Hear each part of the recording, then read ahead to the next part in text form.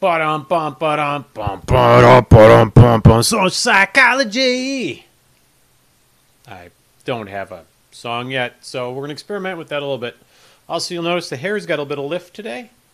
I went out after showering and put a hat on, and then it just super poofed it up. So I've got like college frat boy hair going on right now. So you'll have to pardon that, but I'm not doubling the shower for today. Oh, let's see which camera is backwards. Glad Paul doesn't jump into these streams right away, or else he would be super disappointed. But there we go. All right. Oh, I didn't put the. Oh no, the chatting's not on this, but that's okay. That's okay. That's okay. I'm gonna actually test the chat real quick. Well, welcome to Social Psychology. Just chatting with Scott. Twitch chat. There it goes. It showed up. That means they're all going to show up. I'm going to oftentimes be looking in that direction because that's the screen that has my textbook on it. And so when I'm reading from that, that's where I'll be reading from. But it is a beautiful 4 p.m. We had some mildly good news today. Let's take a look and see what the weather is going to be like before we get started.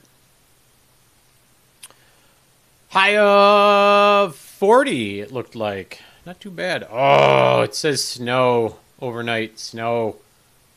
We can be done with snow, if that's okay with everybody else.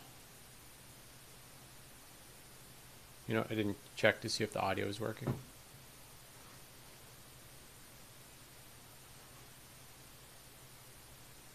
Hello. Hello, Clarice. Hello, Clarice. Yep, audio's working.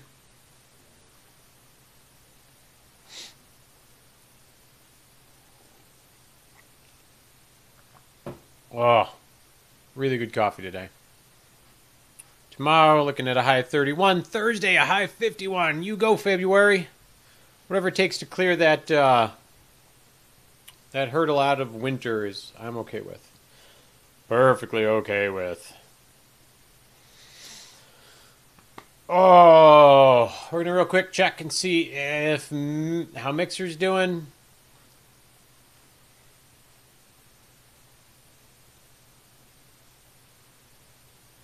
Looks like YouTube is updated. Mixer. How you doing, Mixer? How you doing? Yep. Mixer chat test. I'm going to pop that in. All good. Look at that. All good.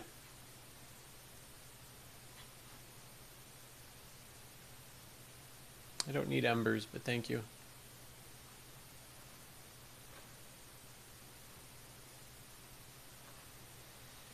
And we're going to pop open this. Yeah, I did a search for Rorschach images there, Kristen. And let's see, that's that elbow. I got to always remember the camera is backwards. I'm moving my arm out of the way as if that image was a real thing in the universe. But yeah, I found that online, and that's pretty cool. Obviously, it is a donut. But what you guys get out of it may be something different. Who knows? Actually, it kind of looks like, obviously, Stormtrooper mask. But the dude in the middle looks like the Assassin's Creed dude to me.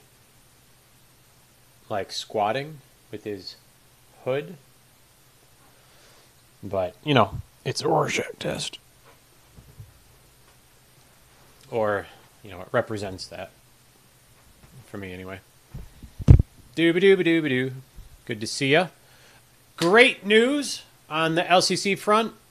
How are the levels, too, there, Kristen? I see the mic levels look pretty decent, but I want to make sure I'm not blowing your earballs out. Hey, Daniel Schneider, how the heck are you doing, my friend? Today we're going to be covering social psychology. I got to find the right page that we're on.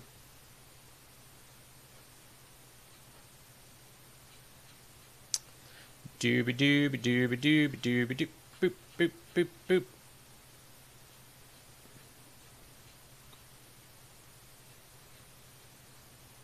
I don't think we were there.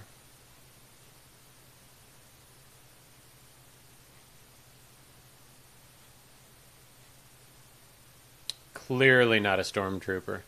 Clearly. Where did I finish off? It was here, wasn't it? Yeah. Oh, you can't see that. I haven't changed the screen yet! But great news on a personal front, Kristen. So, to sum up, what ended up happening was I needed 2 more classes like a dead squirrel. We'll have a little bit of a talk, Daniel. After I get my therapist's license, you're going to have to come sit in my couch. It's a couple years away, so maybe you can get your shit straightened beforehand.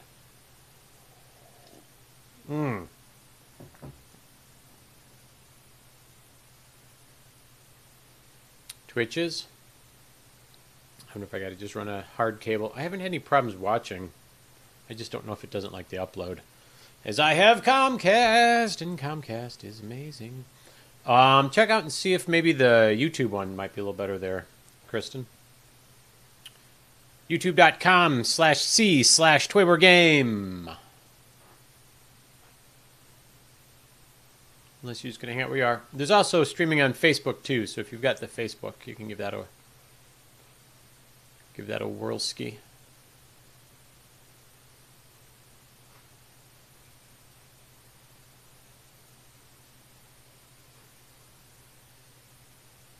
All right. Oh, you're going to like this. Here, I'm going to pop this up on the screen. So I was looking to just make a quick down and dirty background logo. I'm going to switch over. And I'm using this this site.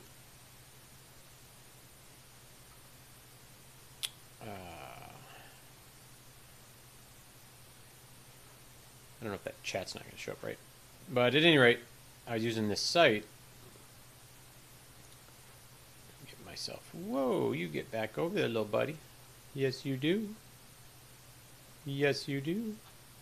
Move my happy butt over here. Boop. And I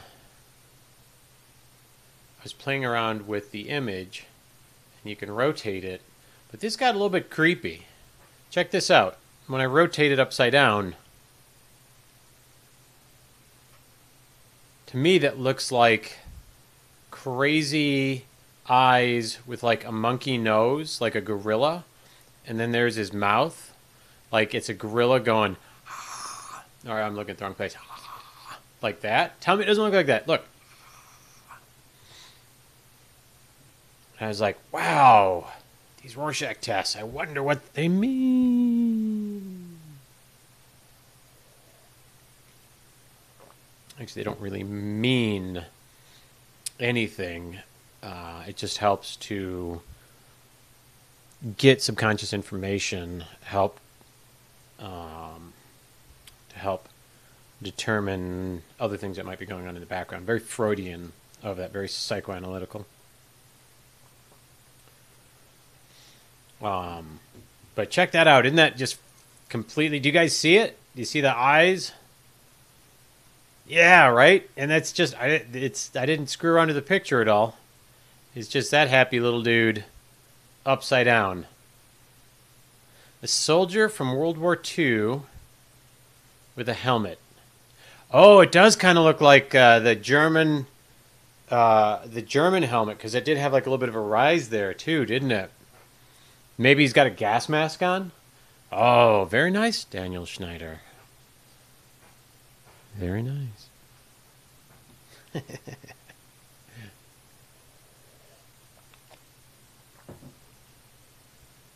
All right. We will set him back to... what was the Assassin's Creed guy's name? Was that Enzio? Ezio? Patrizio? Patronus? Something like that. Boo-doo-doo-doo-doo. Stick my happy little butt back over there. And I'm going to put it back here. You know, just for giggles, I'm going to download that version of it too.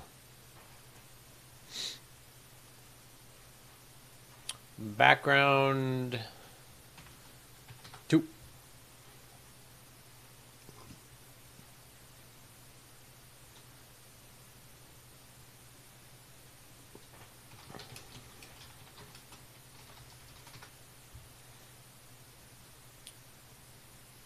Yeah, I just watched Watchmen recently. Good flick. I forgot how much I enjoyed it. Very good flick. I know not everybody loved it as much as I did. Oop, get back over there, Scott. But I really rather enjoyed it. Where do I want to stick that? Right up your ass, Scott. It's just mean. If I can make that go longer. Longer, but also wider. That's not really what I want. Alright, whatever.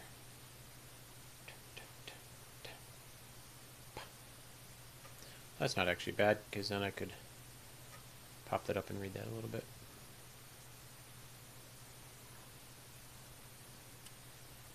Height. I wonder if I can do like...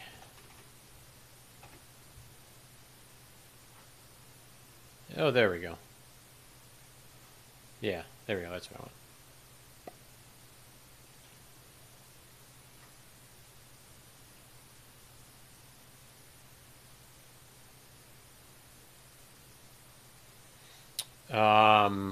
Well, what part of that ended up in your wedding vows?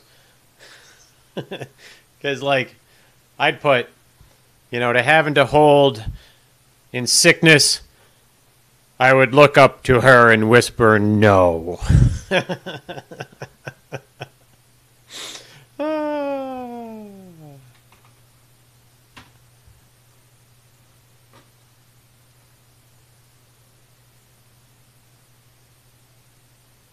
And that's just not doing what I want. I guess it's just gonna have to accept it for what it is.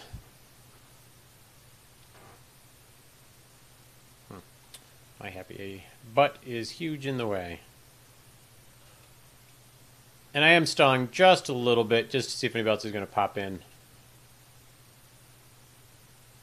The image you see depends on your alcohol content. Doesn't it for all of us?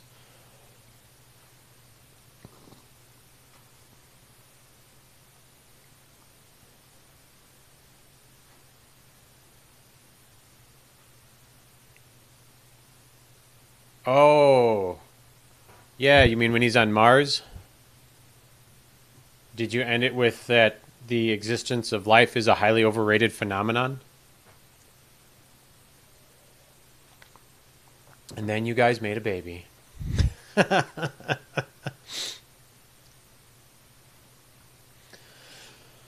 Alrighty. Guess we should, about that time, eh? Righto. You know what? I haven't watched in forever, too. It's a lie. I'm lying to you already. But I want to watch it again real quick. Is that my YouTube? YouTube. Just because I think it's hilarious. End of the world.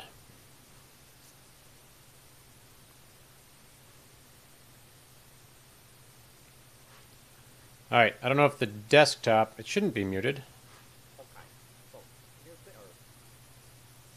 Damn, that is a sweet fruit, you might say. Round. Alright. Ruling out the ice caps melting, meteors becoming crashed into us, the ozone layer leaving, and the sun exploding, we're definitely going to blow ourselves up. Okay. So basically, we've got China, France, India, Israel, Pakistan, Russia, the UK, and us with nukes. We've got about 2,600 more than anybody else.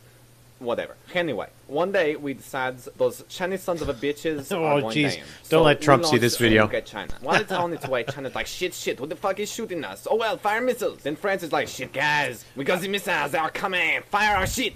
But I'm tired. Well, have a nap. Then fire the missiles.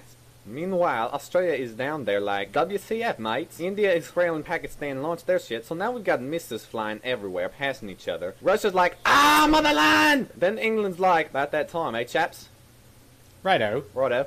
About now that the time, US eh, is chaps? Like, fuck, we're dumbasses. Righto. Canada's like, what's going on, eh? Australia's still like, WTF? Mars is laughing at us, and some huge meteor's like, well, fuck that. So, now we've got nuclear winter. Everyone's dead except Australia. And they're still like, WTF? But they'll be dead soon. Okay. Kangaroos. Fucking But, kangaroos. assuming we don't blow ourselves up, us Californians just have to worry about California breaking off from the United States to go hang with Hawaii. Alaska can come too. The end! The end. All right. What a great way to warm up for social psychology. Wait, I don't have like an effect thing. I need to get some kind of effect thing. I've seen a lot of streamers do that. Where last we left off was other concern. The social concern for others as influenced over evolution to help us be social creatures, to behave morally. Wrong to harm, wrong to kill without a reason to do so. Sometimes self-concern and social concern go hand in hand. Let's move along here, shall we? Oh, we got those, what are those, tarsiers? Is that right? Humans? Some lions? And teenage humans, I'm going to guess. Maybe 20-something because of the hair. Social situation creates powerful social influence. And again, like the last social psych that we did, feel free to jump in at any point and discuss. I love the discussions we got into the other day. It was really quite good. I'm not sure what's at the bottom of my mug, because I didn't add cocoa, but it looks like there's cocoa in the bottom of my mug. Oh, it's caramel. Social situation creates powerful social influence. When people are asked to indicate the things that they value the most they usually mention their social situation. That is, the relationships with other people. That makes sense. Oftentimes, you ask a parent, you ask someone that has kids, what's the most important thing in your life? And oftentimes they'll say, it's my kids. You ask that to somebody who just got married, oh, it's my husband or it's my wife. Somebody taking care of their elderly parents or grandparents, it's them. Relationships with other people. When you work together as a class project, volunteer at a homeless shelter, or serve on a jury in a courtroom trial, I feel like... amusingly enough, Kristen, it's also a mile from my house. I looked. You know what? People are killed everywhere. People are killed in the richest neighborhoods and in the poorest. It's just what happens. We don't know any of the details behind it. Could be husband and wife. It may not be anything more than that. It might not be serial killer stuff. It might not be drug or crime related. It might just be crime of passion. But that's not what we're talking about in social psychology today. I actually have an exam tomorrow, and this is counting as me studying for it. But going back to the jury in a courtroom trial, I honestly don't personally know a single person that wants to be on a courtroom jury. Everyone I've ever talked to about it has told me everything they could do to get out of being on jury duty. We count on others to work with us to get the job done. We develop social bonds with those people, and we expect that they will come through to help us meet our goals. The importance of others shows up in every aspect of our lives. Other people teach us what we should and shouldn't do, what we should and shouldn't think, even what we should and shouldn't like and dislike.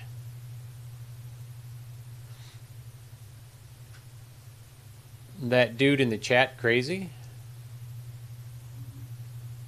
Which chat? Oh, that's Kristen. She and I live not terribly far from each other, and so we just saw on the news today. She let me know, thanks for that, that someone was murdered about a mile away from us.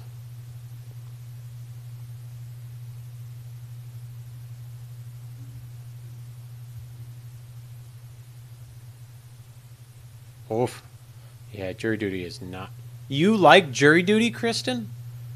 You are a highly social creature. Maybe I'll need to stick you on my couch after I get my license. Find out what makes you into such a interesting person, because you've exhibited certain tendencies, which is very interesting. You like. Now, correct me here. Do you really like jury duty? Is it because you want to punish people or because you want to help people? What is the reason behind you liking jury duty? Get this a little bit out of my face and then angle it over. So it should be able to pick it up still, but without being directly in my face.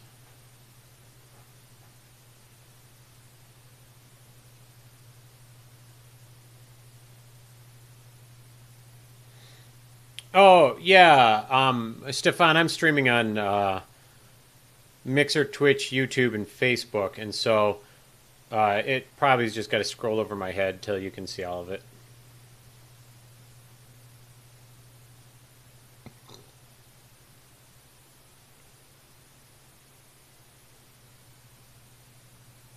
All right, we'll keep going. I'm not really seeing the answer I'm looking for there. In addition to, well, I mean, if you think about it, the importance of others shows up in every aspect of our lives. That sentence right there. Other people teach us. Oh, you find interesting what makes people behave the way they do? Yeah, I just don't know if I want to be in a courtroom setting for all of that. I think I'd rather not be somewhere and being paid $15 a day to miss out on $200 a salary.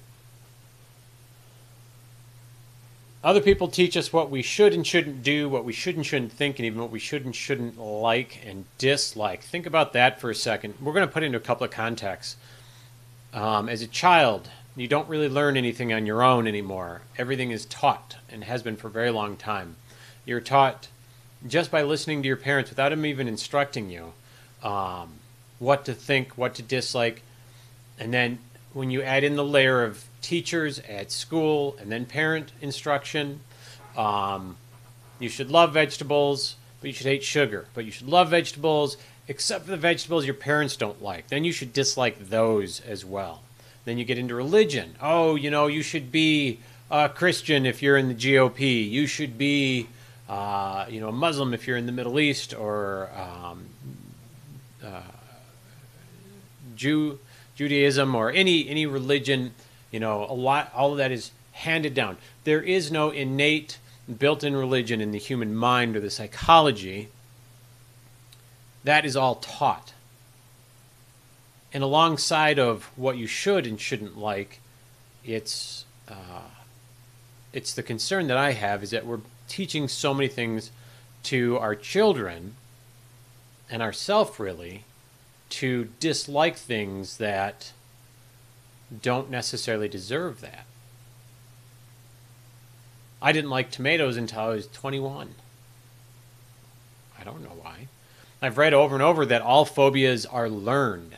So if you dislike spiders, it's because at some point an authoritative figure in your life reacted very, early on in your life, reacted very negatively to spiders, and the back of your head went, whoa, that's how we should do that. That's how we should react. Spiders, bugs, foods, other people, hairdos. Very interesting stuff. In addition to the people with whom we are currently interacting, we are influenced by people who are not physically present, but who are nevertheless part of our thoughts and feelings. Imagine that you're driving home on a deserted country road late at night. No cars visible in direction you can see for miles. You come to a stop sign. What do? Most likely you stop, or at least slow down. You do so because the behavior has been internalized. Even though no one is there to watching you, others are still influencing you. You've learned about the rules and the laws of society, what's right and wrong, and you tend to obey them. We carry our own personal social situations, our experiences, our teachers, leaders, authorities, and friends around with us every day. Yep, we covered that earlier. That is kind of interesting, the social norms and the social learning. If you could see, if you're out on a country road and all of the fields have been plowed for months, there's no corn stalks for days, and you come to a four-way, and it's at night, and you can see there's no cars. Stopping really is irrelevant because you can already tell there's no chance you'd ever hit anybody, but yet you do it anyway, which is good, because who knows what might be walking on the other side, but still, it's a rather interesting observation there. An important principle of social psychology, one that will be with us throughout the book, is that although individual characteristics do matter, the social situation is often a stronger, dominant behavior than is personality. The social situation. So my personality changes depending on the social situation I'm in. Just like yours. If I'm with people I really enjoy, I know specifically I let loose. I have a tendency to be a little uptight at times. But when I'm hanging out with some people that I really enjoy hanging out with, that I believe that they get who I am as a person, is honestly when I am more of who I feel like I am in my own head, versus if I'm at like a business function or a mixer, or if I'm just out picking up Emma from school. I oftentimes, we put on that persona of, I am this big professional, or I am this person. When social psychologists analyze an event such as a cult suicide, that was from last broadcast, they are likely to focus more on the characteristics of the situation, ergo, the strong leader, the group pressure, and the group members. Yeah, I am actually going to look into that. Kristen had mentioned that before. I really want to hear the rationale the members had, their diary, before they all committed suicide. I wanted to know, how could someone individual had to have started all of it, right? The Heaven's Gate mass cult suicide in 97. What could that person have said to convince that many people to kill themselves? And not children, not teenagers, but adults aging in range from 22 to, what did it say, 62? Something like that. Unbelievable. As an example, we will see that even ordinary people who are neither bad nor evil in any way can nevertheless be placed in situations in which an authority figure is able to lead them to engage in evil behaviors, such as applying potentially lethal levels of electric shock. Oh, that Milgram experiment. Two things that pop into mind immediately for that. Adolf Hitler.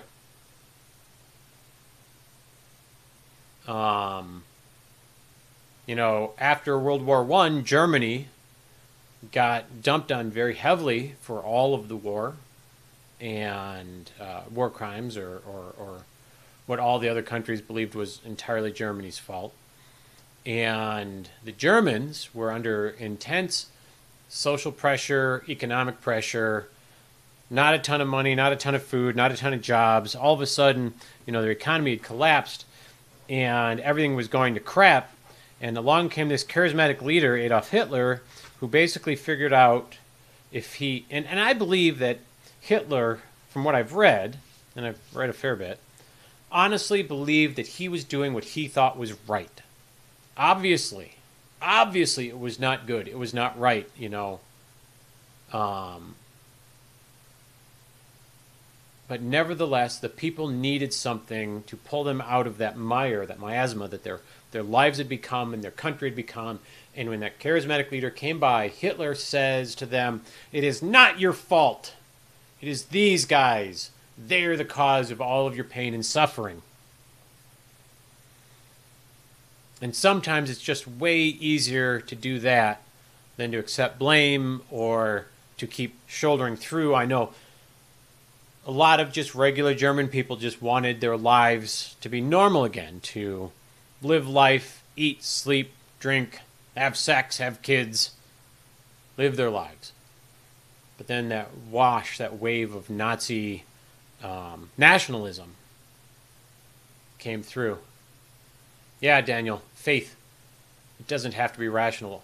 One of the scariest phrases that I believe exists in all of human language, regardless of which, you can say it however you want, in Russian, German, French, Spanish, you name it. I think one of the scariest phrases to ever hear someone utter is the phrase, "I believe." I believe is completely irrelevant. I believe does not mean what you're about to say is a fact or is true or is real. Saying the phrase "I believe" means nothing more than this is what you accept. And a lot of people make the mistake of believing that what they believe is correct simply because they believe it. And that scares the crap out of me. That's how you get nationalism, which is where we're at now, in a very scary, scary place. It's everything is turning into us versus them, and that is not the American way. That is not a good way. It's not the humanistic way. It is not the way of socially evolved sentient beings. Getting into a little bit of moralizing there. My apologies. Let us plow forward.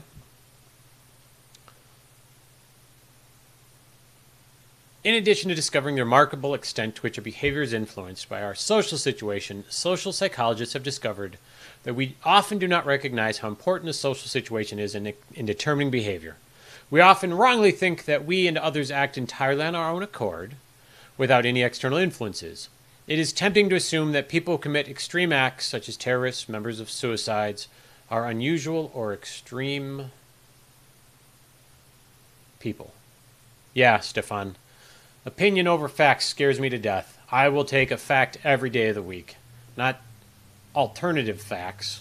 God, that just about made me throw up when I first heard that. And I, honestly, I pride myself on trying to only argue things that I know specific information and data about.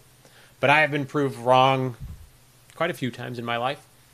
And although it is embarrassing, I own up to it. Because if I have been saying something wrong for so long that I've just learned that I've been wrong, I need to stop saying that it's wrong. I will throw out the mea culpa, and I will accept the fact over the opinion.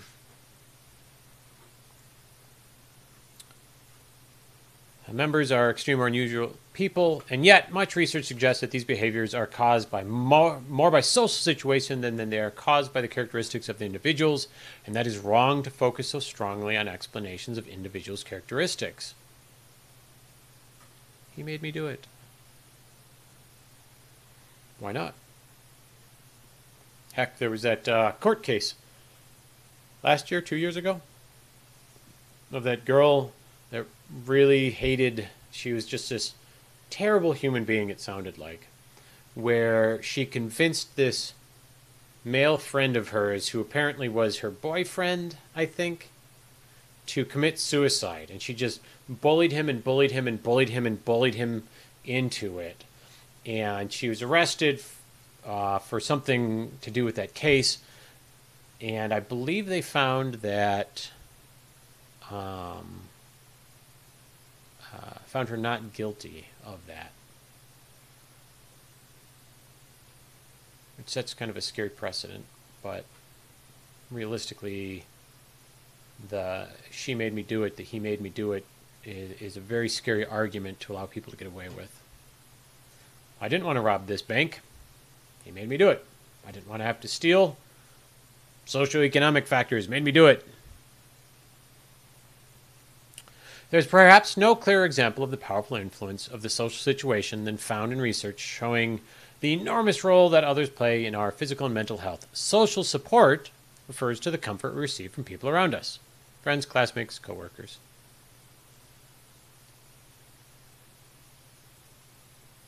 Yeah, she got charged with something, but I thought she was found not guilty of it. If anybody wants to do the legwork on that, feel free. I'm going to keep plowing forward. How the social situation influences our mental and physical health. No, I know she was charged, but I don't know if she was convicted. Is I think what I'm just saying the difference is.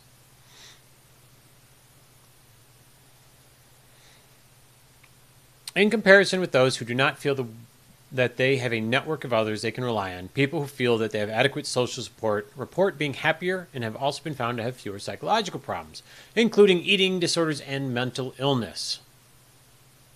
I think it's funny that they've separated those because in the abnormal psych textbook, eating disorders are a mental illness. People with social support are less depressed, recover faster from negative events, and are less likely to commit suicide. Married people report being happier than unmarried people, and overall, a happy marriage is an excellent form of social support. One of the goals of effective psychotherapy is to help people generate better social support networks because such relationships have such a positive effect on mental health. Do you hear that, you introverts? Go make some friends. And extroverts, stop alienating your friends. Oh, a little close to the nose there for me. In addition to having better mental health, people who have adequate social support are more physically healthy.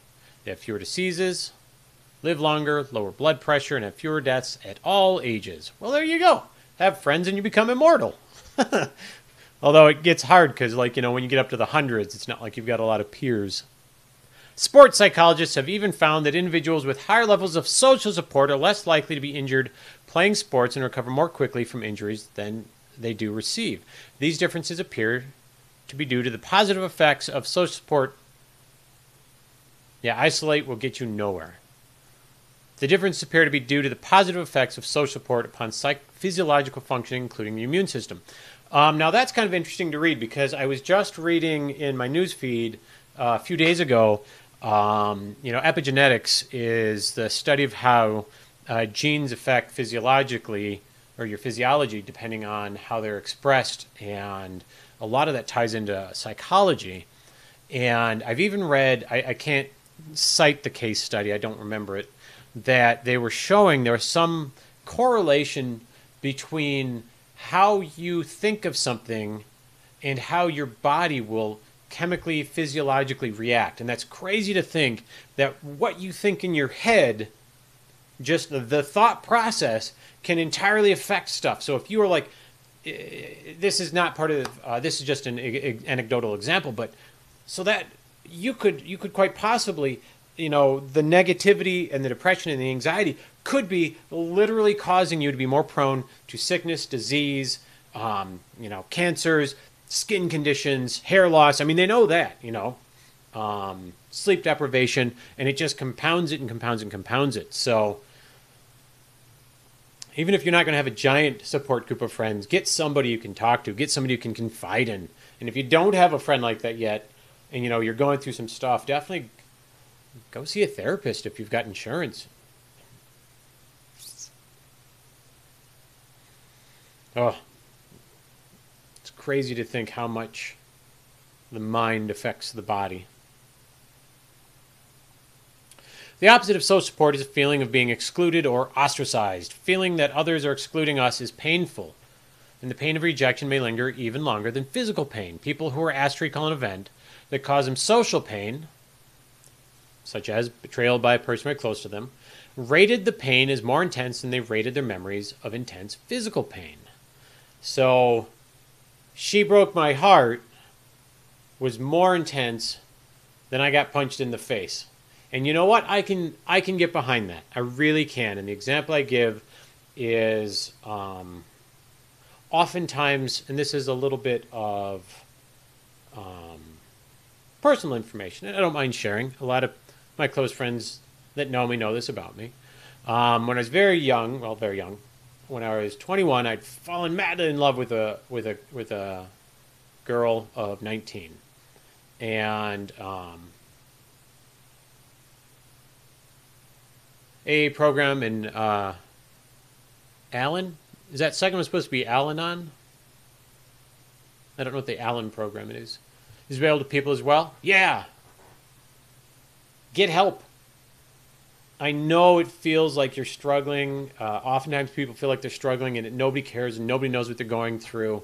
But realistically, stuff like that is specifically what people like me are being trained to do, to help you with, to get you through. Oftentimes, honestly, you would, and now keep in mind, I am not a licensed psychotherapist right now. So a lot of this I'm learning as we go, and I like to hear feedback. But it has occurred to me that a great deal of our psychological stress may be coming from people that we think are close, that may be causing us more harm than good. So, you don't want to cut out the good in your lives, but also you don't want to keep the bad in your lives either. So, let's say you've got some best friend from high school or college. Healing by faith is accepted because believing body and mind can improve. Yeah, Daniel. That one, I'm on a... I got to be very careful dancing around, as I am at most a hopeful agnostic. I was born and raised a Christian until about my mid-20s, and then I kind of fell out of that entirely. And as I've gotten older, I have a lot harder time in any way believing that faith is anything other than the opiate of the masses. It is what keeps people from doing bad things. But a lot of people need that in their lives. And for the longest time, I made the mistake of thinking, because I feel I am a smart person, because I feel like I am educated and knowledgeable and intelligent, that because I think this way, that everybody else needs to as well. Not taking into account, of course, that everybody else is different than me. And so just because I have no use for religion doesn't mean other people don't, and doesn't mean that they don't need it. Because, for example, me, I found my way out of religion by myself gradually at my own speed, making my own decisions.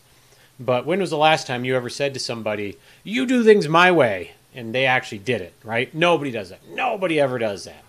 So, my belief, I believe, scariest two words in the English language, belief that because I thought this way everyone else should was extremely fallible. You know, they need to figure out what they want on their own, just like I did. And definitely it can be a placebo. It's think good thoughts, feel good things. If you think you're happier, then you are happier. You know, that creates your own reality out of it. And whether that's, for me, I like a nice little 2 fingers of scotch sometimes to just relax and unwind and de-stress. Others, it may be reading a Bible passage. And if that's really what makes you into a good person, then keep on keeping on. I feel like I derailed there. I feel like I was answering a question earlier. There's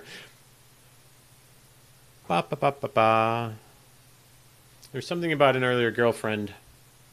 Oh, yeah. So I just refused to believe that therapy or psychology was of any use. And when I was younger, I got severely depressed when my mad, passionate love crush, oh my God, it destroyed me. When she left me, I could not find a reason to breathe. I didn't want to get out of bed. I sobbed at night. I just got up and I walked around like a zombie at work. And, you know, I'm only 21 years old at that point. And the end result being is that belief that I didn't need therapy or that it was hooey wasn't useful because I had nobody else to talk to. Didn't have a therapist. Didn't have, there's no way I was going to talk to my mom and dad about that stuff. That's embarrassing to talk to your parents about, especially when you're freshly minted 21-year-old who wants to feel like he's an adult. And that shaped who I was for a lot of the next years. And that kind of, in many ways, did bad things for my next relationship, which ended up being my daughter's mom. And I was with her for almost 15 years. And I know I kept my distance in a lot of different regards with her because I didn't want to get hurt again. And I didn't believe there's anybody else I could talk to. Well, over that time, I found a lot of my college friends and whatnot. When I tried to talk to them or hang out or anything, it was always me reaching out to them, over and over and over and over again. And, you know, they'd chat and they'd talk and we'd hang out every now and then. But I finally came to the realization that it was always me begging them to hang out.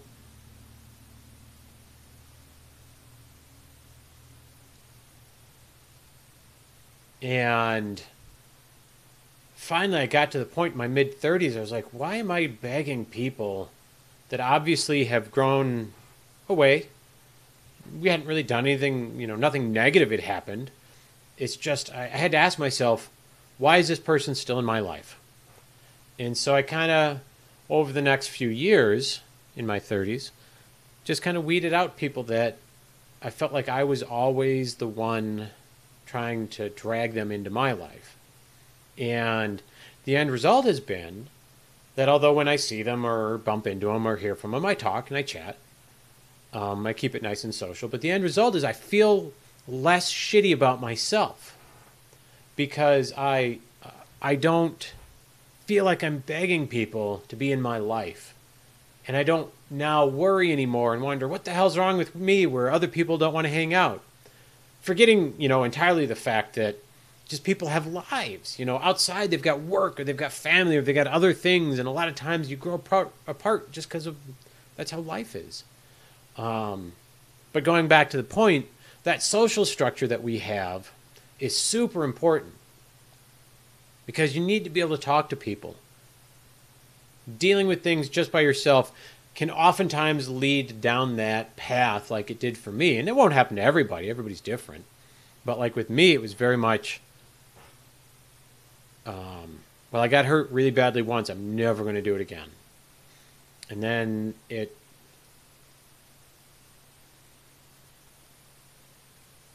could you email me this reading? Oh, yeah, actually, Stefan, I'll pop it up right now. It's actually the textbook for the social psychology class I'm currently taking. And I decided that since I enjoy streaming and I like talking with people, that reading it while on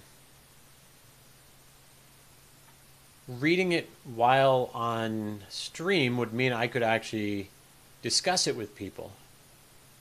So I'll grab you that link right now. Hang on 1 second.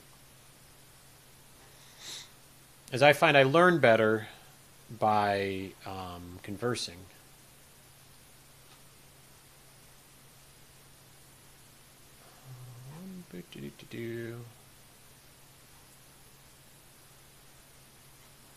That's too funny. I've had the same professor for 3 of my psychology classes, and he has the same you as a learner. So I just keep emailing the same document over and he keeps giving me 100% it. All right, Daniel, I didn't mean to skip you there. I just didn't want to derail myself, so I'm going to go back to what you were posting. All right, I'm going to toss this link in on actually all of them. Stefan, I'm going to reply right here.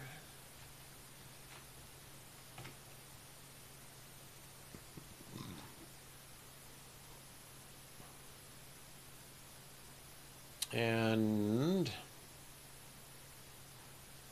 while I'm posting it, I will stick it in all of the chats. And it's okay.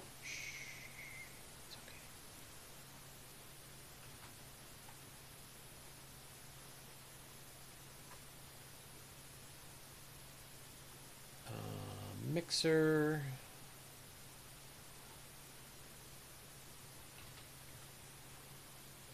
And let's find Twitch. Facebook, Mixer, YouTube, Twitch. So if anybody wants to follow along at home, that should be, wait, all right, that was YouTube, Mixer, Twitch. Yeah, it should be in Facebook as well, because I posted it right under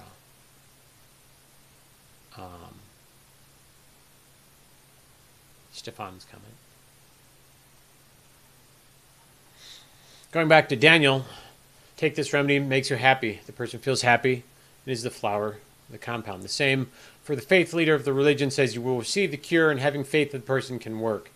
Yeah, it's a slippery slope though. I mean, like, what was his name? Andy, the comedian in the 70s and 80s, got real sick with cancer and he tried everything. Andy Kaufman.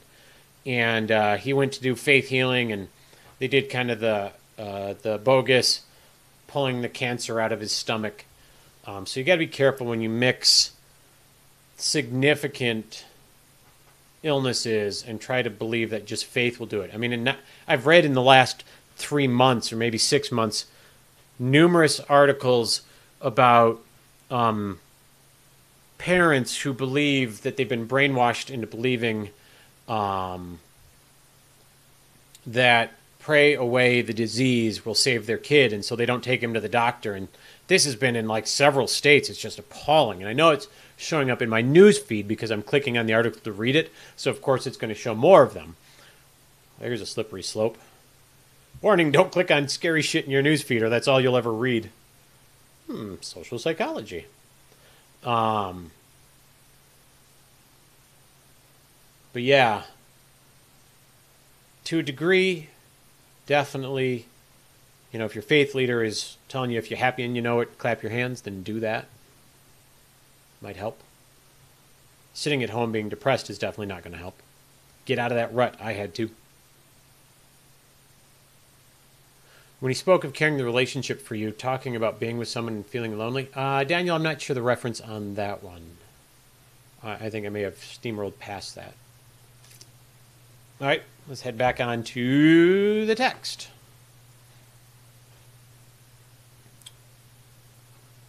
Oh, yeah, he's talking about girlfriend. Oh, now I remember. Holy crap. And so fast forward, 15-year relationship with Emma's mom, and then I started dating again after that. And I kept the women I was dating at arm's length because I didn't want to get hurt again. And I was just tired of being emotionally drained all of the time. And it wasn't because of anything Emma's mom or my ex-fiance had done. She's a fantastic woman. It's just she grew apart from me. I grew apart from her. We grew apart together. And after that, I was just like, you know what? I will enjoy the time I spend with the women I'm with, but I'm never going to let myself get emotionally attached. I don't want to get hurt again. And so then 4 years later, I meet this woman, extraordinary woman, and unfortunately, I fell for her really deeply. And we only dated for about 3 months. Man, and I fell hook, line, and sinker for her. And there were a lot of other stuff that goes on behind that. But I was just this drag on her life. I know I was because my business was going under. I just laid off 25 employees. I personally hadn't been paid in months. The state owed me $250,000 for a business incentive that I couldn't get them to pay out. And so, you know, the whole time I'm dating her, I'm just this lump of depression. And I was depending on her to be the happiness and the excitement and the enthusiasm and the cheerleader in my life. And she did a great job at it and just made me fall for her more and more and more. And then what ended up happening is, unsurprising in its entirety, was that she dumped me. Because why would you want to be with somebody that's just a huge drag all the time? She spent so many days telling me, you're really great, you're not all this, you're not all that, you know, you're a really good person, I really like this about you. And every time she'd compliment me, I'd push her back and I'd be like, how dare you say something like that to me? I'm mean and gruff and I don't need nobody. And I'm not worth a damn. And so I'd created this persona for myself that I didn't need her, despite the fact that I obviously did. And the more I fell for her kindness, the more my rebuking her pushed her away. And so when she left, it destroyed me. Oh my God, I spent months every night sobbing my eyes out, and it's not me. That was just not me. I'm somebody that can handle just about every difficult thing that comes your way. And physical pain, I try to laugh it off. I've been in plenty of fights in my youth. Not a long time, but it hurt. It hurt real bad. And it took a lot of work to get out of it. And luckily for me, I knew I'm fairly ego-resilient because of how my parents had raised me. And psychologically, I'm on very stable ground. I have no psychological disorders. I'd never really, other than when I was very, in my 21, I'd suffered a little bit from depression.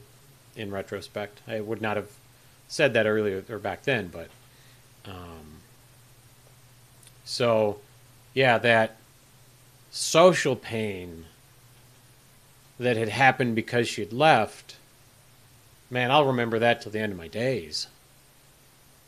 Physical pain, I can only think of 2 things at most that I wouldn't even, though if someone were to ask what was the most painful situation I'd ever had in my life, I'd probably bring the social pain up first. Something to think about there. When people are threatened with social exclusion, they subsequently express greater interest in making new friends, increase their desire to work cooperatively with others, form more positive first impressions of the new potential interactive partners, and even become more able to discriminate between real smiles and fake smiles. Oh my God. I've become quite the astute observer of fakery in people in social situation. Yeah, the better to have loved and lost mindset. Sort of. I'd agree with that, Kristen, only on the front that if she had not left me, if she had put up with my crap and still stuck with me, I don't know if I would have ever changed who I was as a person. And it broke me to the core. It shattered me in every possible way. But it made me want to be a better person who wasn't such a drag on socially on the person that I was with or loved or cared for. And so it changed my outlook on all things in my life. It made me want to spend more time with positive friends and influences.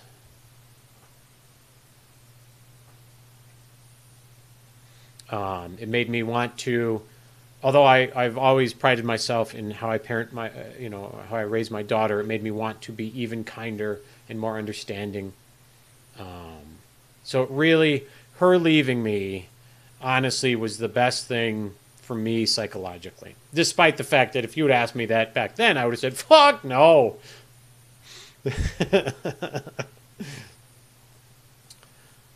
Daniel says, people who do not accept help from others from past experiences, example, nobody can do anything for me, I'm alone in the world. And when she finds a person who helps her, she walks away. What to do? What to do, what to do, what to do. And she had her own struggles in life. But she was a good person, a really good person. I wish her the best. I hope she finds love. I hope she finds someone that deserves the love she gives her.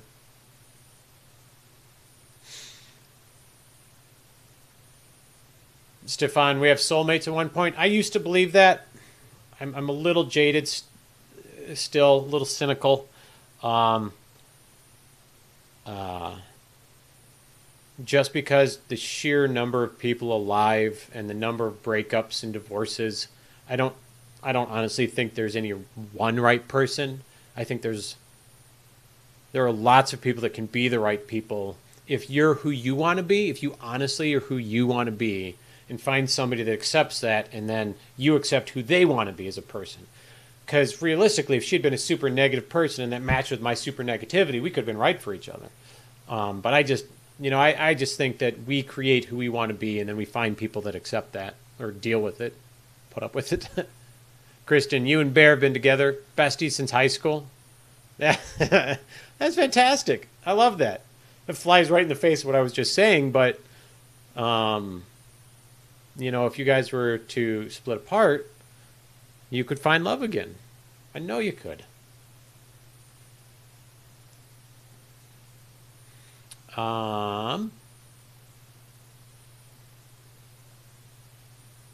Because connecting with others is such an important part of human experience, we may sometimes withhold affiliation from or ostracize other people in an attempt to force them to conform to our wishes. When individuals of the Amish religion violate the rulings of an elder, they are placed under a maidang. Sounds awful. During this time and until they make amends, they are not spoken to by community members. Ugh. And people frequently use the silent treatment to express their disapproval of a friend's or partner's behavior. Oh, I'm guilty of that. The pain of ostracism is particularly strong in adolescence. I'm not putting that evil on you, Christian. I'm just saying you could find love again. Shit, I have managed to date several very wonderful women after her. And so if I can, hell, my grandma, she got remarried 7 years ago at the age of 82, I want to say. And that was after my grandpa died when I was only 4. So that was after some almost 40 years of being alone.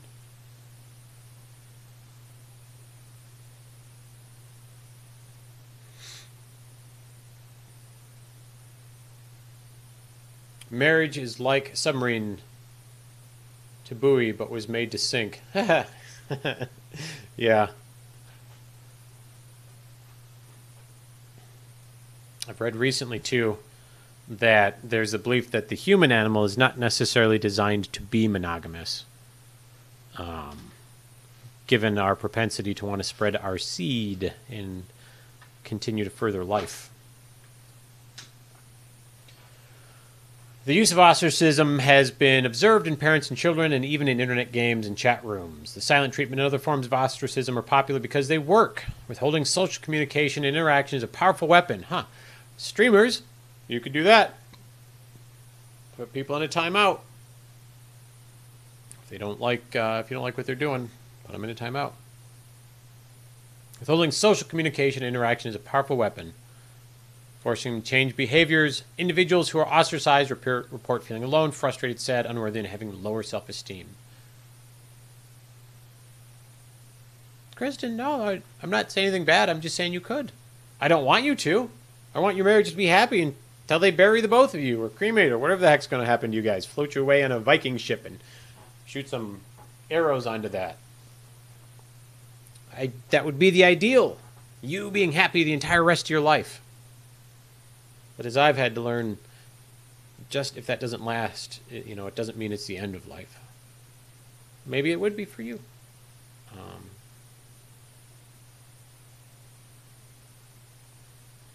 Whoa, that got deep. Deep and sad. Taken together, social psychological research results suggest that one of the most important things that you can do for yourself is develop a stable support network. Reach out to friends. Social influences create social norms. Where am I? What page is this? 23. Ooh, I am not plowing through. I've got like 100 pages to get through. Love is a fickle bitch. Preach, Daniel. Preach. In some cases, social influences occurs rather passively, without any obvious intent of one person to influence the other, such as when we learn about and adopt the beliefs and behaviors of the people around us, often without really being aware of we're doing so. Sure, I do some stuff because they're doing some stuff. Social influence occurs when a young child adopts the beliefs and values of his or her parents, or when we start liking jazz music without really being aware of it, because our roommate plays it a lot. Fair enough. There's been plenty of music that I would never have listened to without being introduced to it passively by others who were just listening to it because they liked it. In other cases, social influence is anything but subtle. It involves one or more individuals actively attempting to change the beliefs or behaviors of others. Jehovah's Witnesses. As is evident in the attempts of the members of a jury to get a dissenting member to change his or her opinion, the use of popular sports figure to encourage children to buy products, or the messages that cult leaders give to their followers to encourage them to engage in behaviors required of the group. One outcome of social influence is the development of social norms. The ways of thinking, feeling, and behaving that are shared by the group. Social norm, I bet that's going to come up in the test tomorrow. Through norms, we learn that people actually do. What people actually do. People in the United States are more likely to eat scrambled eggs in the morning and spaghetti in the evening rather than vice versa. And also what we should do. Do unto others as you would have them do unto you. And shouldn't. Do not make racist jokes.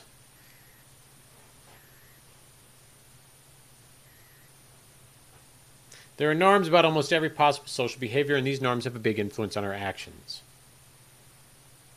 I have a little bit of a problem with this statement of do not make racist jokes.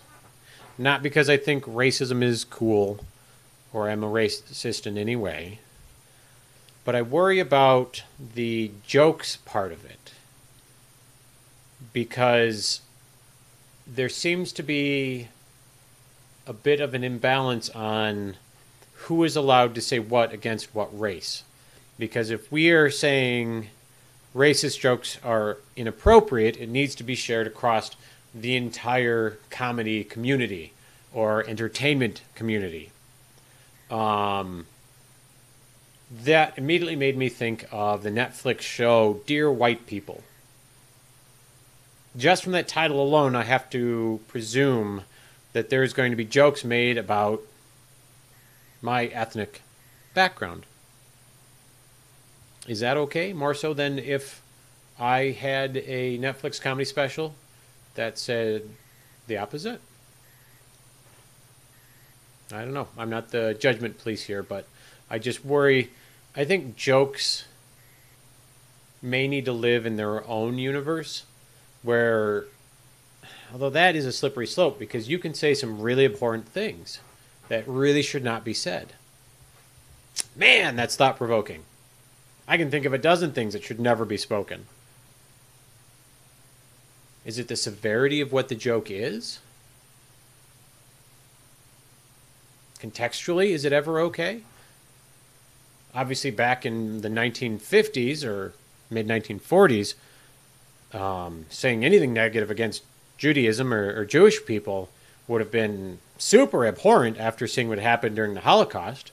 But nowadays, there's Jewish jokes left and right. Just about every comedy special, especially if you see like Seinfeld.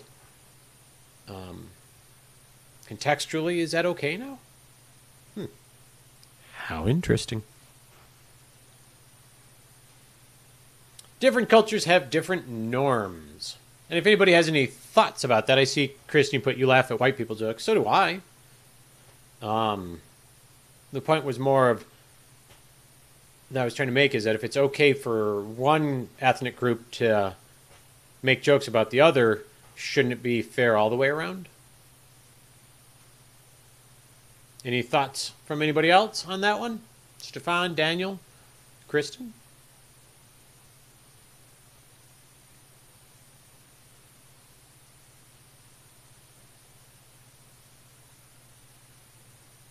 I don't know what kind of lag or delay the various platforms have. All right, moving on. Well, it's good to laugh, Kristen. The social norms. Different cultures have different norms. The social norms that guide our everyday behaviors and create social influence derive in large part from our culture. The culture is what represents a group of people normally living within a given geographical region who share a common set of social norms, including religious and family values and moral beliefs. The culture in which we live affects our thoughts, feelings, behavior through teaching, imitation, and other forms of social transmission. It is not inappropriate to say that our culture defines our lives just as much as our evolutionary experience does. Fair enough. That's actually excellent, Kristen. Laugh at the jokes, but don't treat people differently. Culture is different in terms of the particular norms that they find important and that guide the behavior of the group members. Social psychologists have found that there is a fundamental difference in social norms between Western cultures and East Asian cultures. Norms in Western cultures are primarily focused on individualism. We know that. I've read that over and over and over again. In the Western cultures, it is, what can I do? What sets me apart? What will get me ahead? What can benefit me?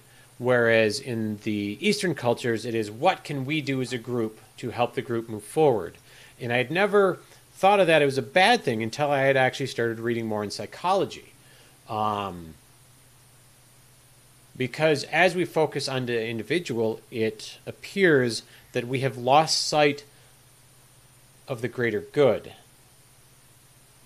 And that, in large part, to me, seems to be a lot of what's going wrong politically across the board. Brexit in the UK, the rampant toxic white nationalism that's now kind of spearheading the way in America. The whole them or us mentality, I believe, has been fostered by the individualistic culture that we have fostered for all of these years. Now, there's good to it, as well as bad, as obviously you can see from a collective culture. You run into the problem that if everybody's doing that bad thing, there's nobody there to change the course of that bad thing. Well, we're all doing it wrong, so we're all going to keep doing it wrong, so it's okay. Whereas if you have an individual that stands out and goes, no, this shit is wrong, you have opportunities to correct course. Hey, Zeb. Just talking about individualism in culture versus collectivism. Children in Western cultures are taught to develop and value a sense of their personal self and see themselves as largely separate from the people around them. Children in Western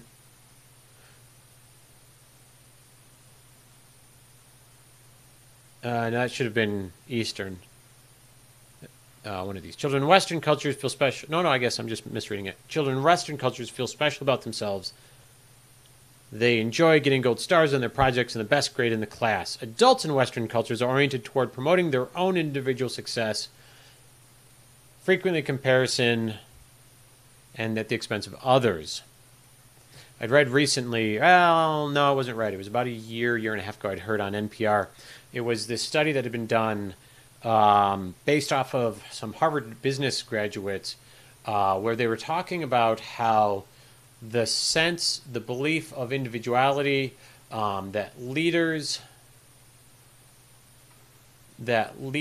need to be special and different and in charge, and that oftentimes was taught the only way you succeed is if others fail. And they found that a lot of these leaders were highly ineffective when it came down to it as business leaders and executives, because they couldn't get their teams to do the things that teams need to do together. So individuality is not a bad thing in and of itself, but just like the nature versus nurture, individualistic versus collectivistic, there needs to be a balance. There needs to be, okay, I'm going to take care of myself first, and then when I'm in a good place, I'm going to take care of others. And I feel like that whole, after I get taken care of, then I'm going to help others thing has kind of gotten missed, especially in today's cultures across the board. Oh, I have a text.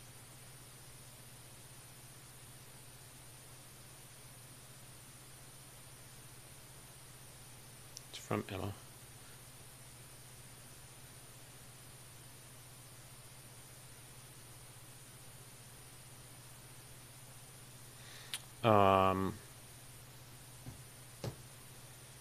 She's just letting me know that her mom got out of work. I was like, all right, well, go get picked up.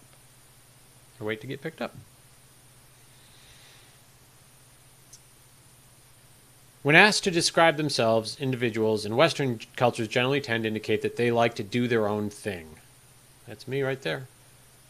Prefer to live their lives independently. Yep, that's also me. And base their happiness and self-worth upon their own personal achievements. Holy crap, this textbook is nothing but talking about me.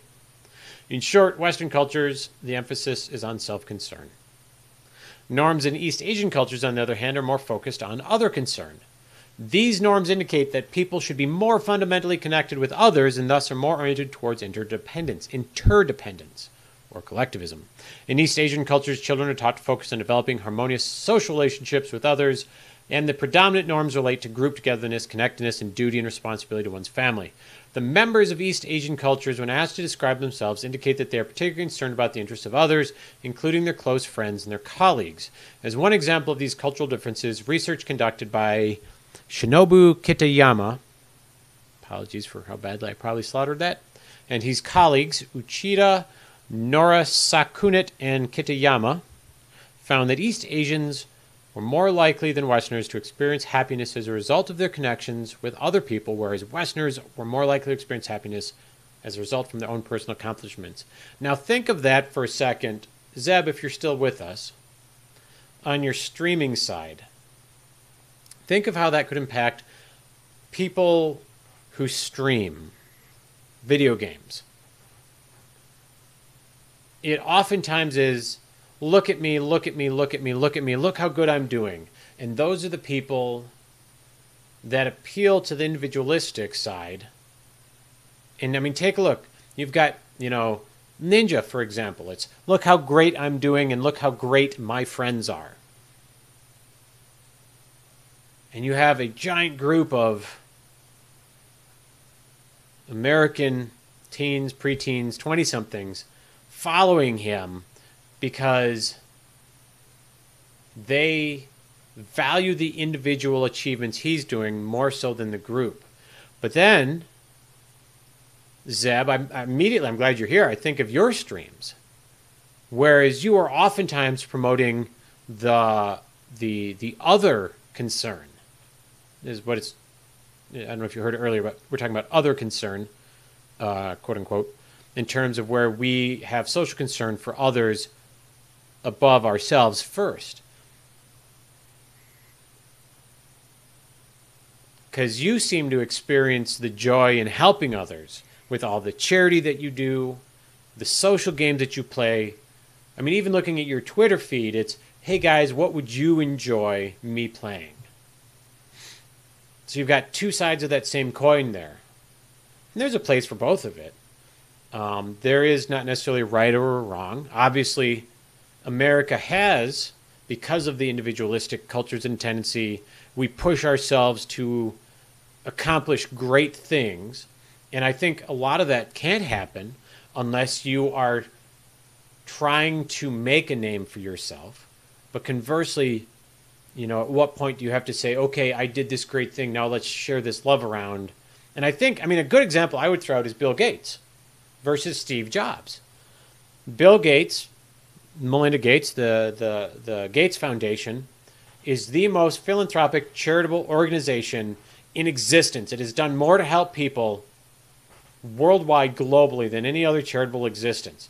The amount of money that the Gates Foundation pumps into clean water, electricity for developing countries, you know, immunizations, medication is phenomenal. And you know he was not concerned with that when he was trying to build a name for himself and build his company up. You know it was, oh my God, what can I do to be the best? Steve Jobs, from what I've read, from what I've heard, seemed to be exactly the opposite. It was always individual. Well, you know, almost, you know, think about it, go the other way. Like the Mac advertising platform for the long time was break away from all of this individuality crap of Windows and be part of the Mac collective. And that's kind of what their marketing is. But Jobs himself was, look how great I am. Look at me, at how much I've done for all of you. Look at me, look at me, look at me, look at me. People from Western cultures are, on average, more individualistic than people from Eastern cultures, who are, on average, more collectivistic. Other researchers have studied other cultural differences, such as variations in orientations toward time. Oh my gosh. We learned that in business class. It was international business class I had taken years ago. They highlighted how American businessmen oftentimes make the mistake of thinking that their priorities, their urgencies are the same as what their business partners, or their business partners should accept the urgency that they do. And a lot of times, like, you get into South American countries and the business urgency is simply not there. It's, we will get to it when it seems right. Oh God, Zeb, I hate iOS and I hate all things Mac. I just have an unholy hatred of all things Apple and Macintosh. And a lot of it stems, sorry, this is a side tangent rant, but a lot of it stems from being a systems administrator and seeing how much money is wasted on a brand and on an icon versus a product that you get. You get less hardware, but you pay more money for it. Jesus. I hate that. I hate it so much. Sorry. Rant and tangent over. Some cultures are more concerned with arriving and departing according to fixed schedule, whereas others consider time a more flexible manner.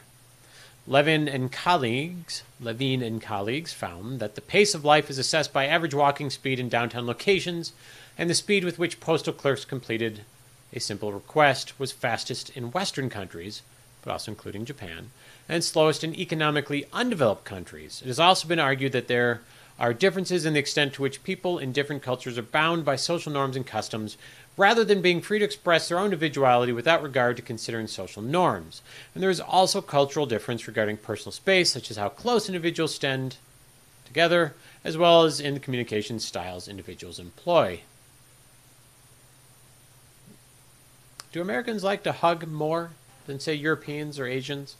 I was very anti-hug for a very long time. Now I've become very pro-hug. I hugged a complete stranger today, an advisor over at the college who helped me take care of a very pressing concern. After she had sent me on my path, and several hours later I managed to accomplish what I needed to do, I went back in there to give her a big old fat hug. I just wrapped myself around herself, and I was like, "Thank you so much." EU hug all the time. You got a CD for hugging a stranger once? What's a CD? Kristen?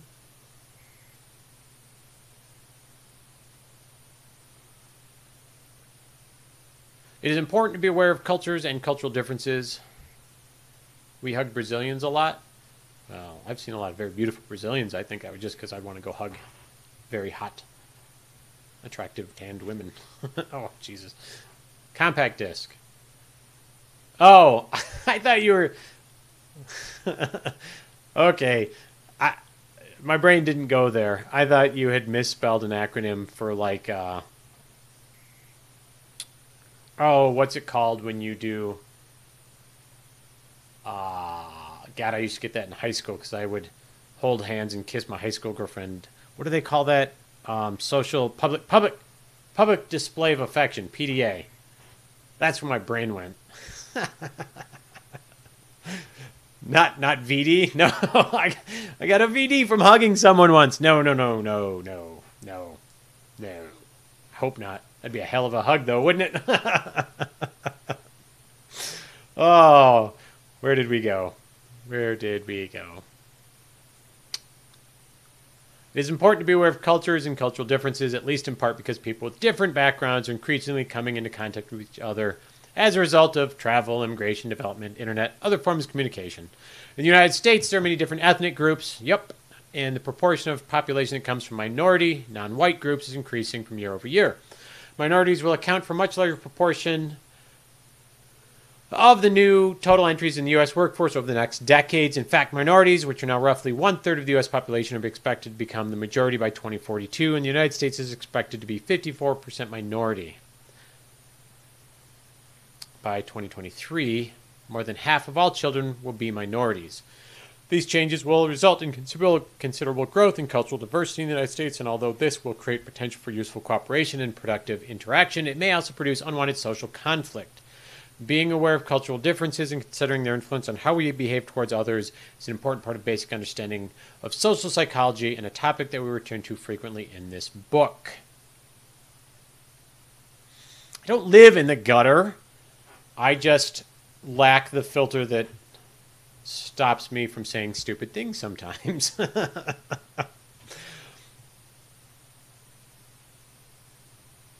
Did I say it wrong, or was it wrong on the screen? The United States is expected to be 54% minority by 2050, and by 2023, more than half of the children will be minorities. Yeah, that does seem a little weird.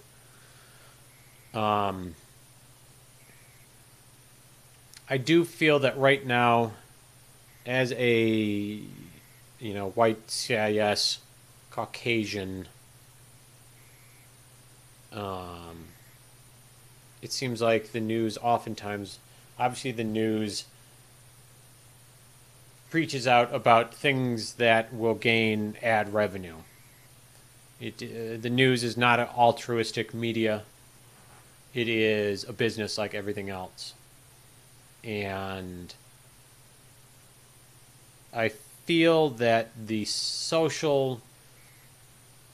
I've got to be very careful how I say this. It seems that it is very socially bad to be a CIS white male or just white person in today's culture. And I think we're in dangerous territory where if we continuously spread the hate towards any social group or ethnicity or gender, that we run the risk of swapping one unfortunate cultural tendency for another. Obviously, sexism is not okay, racism is not okay. But the belief that because I am from X country, I am better, because I'm a minority, I am more culturally rich, is a fallacy, and that we all need to figure out how the F to get along within the context of what we want our lives to be. So right now it just seems to be we have a very highly toxic media of social media, news media. Try being a girl going to a part store. I don't discount or disbelieve that gender inequality doesn't exist in certain ways and forms and fashions. I'm just saying we need to be more careful about not, and it goes back to what I was saying before, is nobody ever changed their mind because you yelled at them to change their mind. And it seems like right now the shift in a media platform, or in terms of what we read and what we hear, is to hate on all things male and white, or male and Caucasian, male and Euro descent, when there is just as much good there as there is anywhere else. Hell, I don't know what I need when I go into a parts store half the time. Although you're right, nobody's ever looked at me like I was some kind of an idiot. Zeb throws out, we need to realize no matter your ethnicity, at your core, you're still just a human being, and that's the ultimate social goal, is stop worrying about fractions of humans and care about the species. I could not agree with that more, Zeb. That is brilliant. I'm going to move my happy ass actually out of the way so people can read that, because I just realized my text is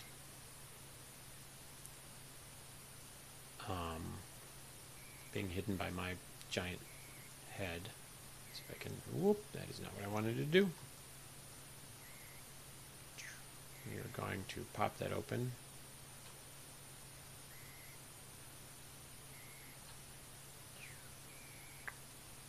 Wow, why is that so wide? That's kind of messed up.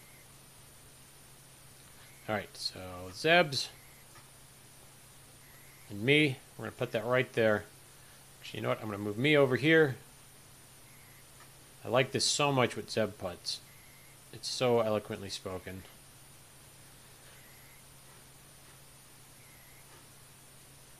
We need to all realize no matter your ethnicity, at your core, you're still just a human being, and that's the ultimate social goal, is to stop worrying about fractions of humans and care about the species as a whole. So well put. So well put.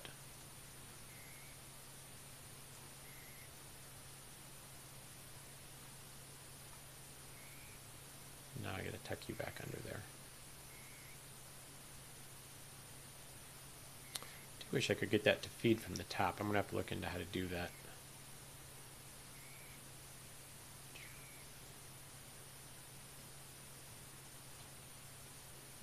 Oh, that is a horrendous. Boop-a-doo. Boop-a-doop-a-doop-a-doop-a-doop-a-doop. Alright, whatever. Key takeaways from this chapter. Is this the end of the chapter? That is, I think, the end of the chapter. Oh, that's the end of that section of the chapter. That's section 1.1. The history of social psychology includes the study of attitudes, group behavior, altruism and aggression, culture, prejudice, and many other topics.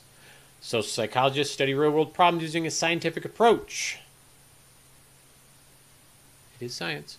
Thinking about your own interpersonal interactions from the point of view of social psychology can help you better understand and respond to them.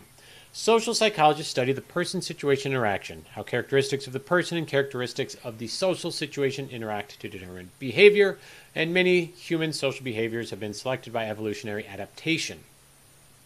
Social behaviors are both a product of and a result of evolution and adaptation. We worked together, therefore we survived, we grew, we evolved better. The social situation creates social norms, shared ways of thinking, feeling, and behaving. Cultural differences, for instance, in individualistic versus cultivistic orientations guide our everyday behavior. References. Scrolling through the references. Just out of curiosity. Let's see. I've been streaming for Ur and Hurf.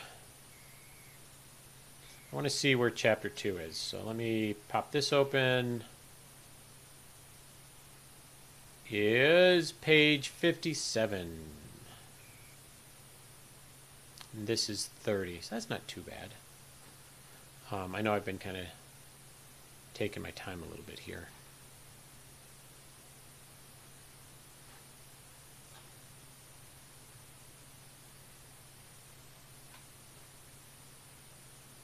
I don't know. Does that make that better? Yeah, I suppose you can read that a little easier.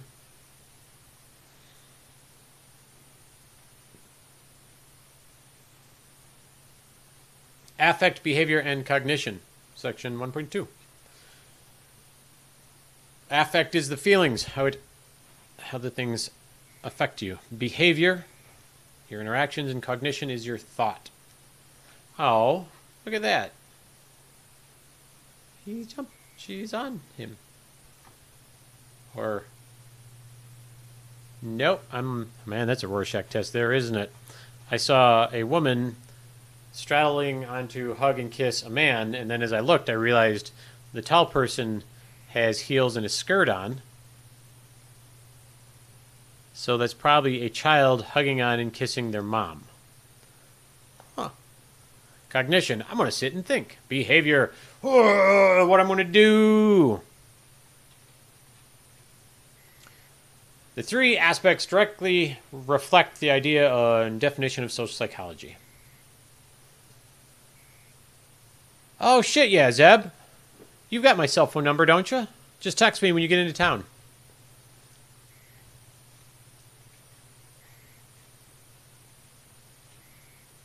Italian candlestick.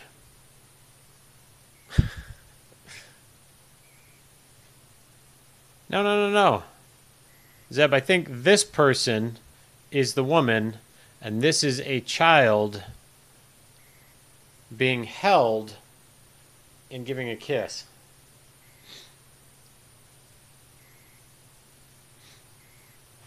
Rorschach tests. I'll send a tweeter out to you with my cell phone number. That way you can just get a hold of me.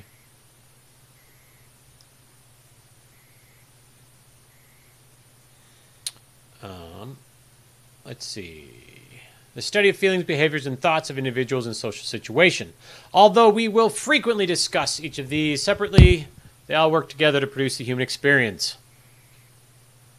Thinking and learning about others. I'm going to make that a little bit smaller there. Smaller. Oh, I could probably move that chat over now a little bit, couldn't I?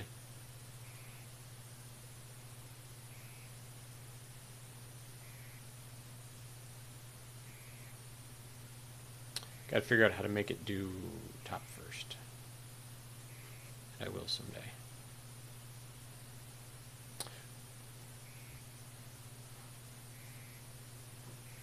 The human brain contains about 100 billion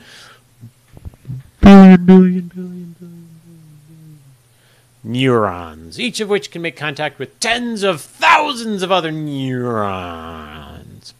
The distinguishing brain feature in mammals, including humans, is the more recently evolved cerebral cortex, the part of the brain that is involved in thinking. Humans are highly intelligent and they use cognition in every part of their social lives. Psychologists refer to cognition as the mental activity of processing information and using that information in judgment. So Freudian psychoanalytics would say that is, what is it? Superego, that is correct.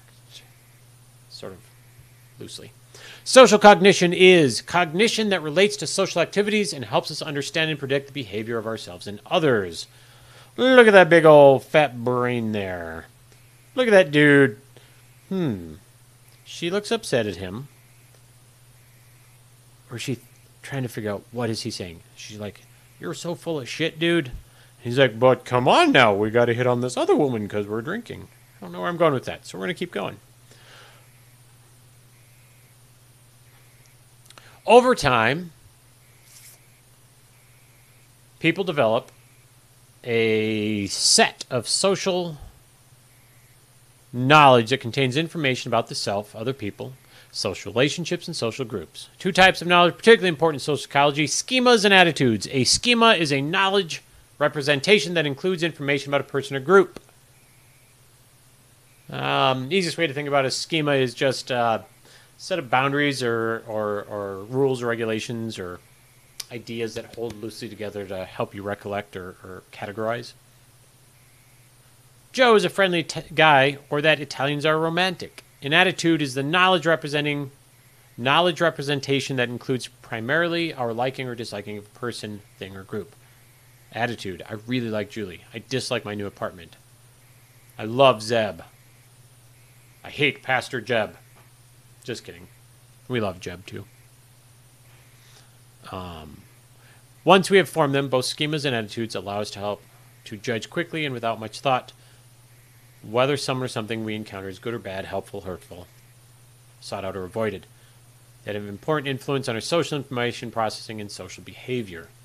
Social cognition involves the active interpretation of events. As a result, different people may draw different conclusions about the same events. I loved this, you hated that, they're the same thing.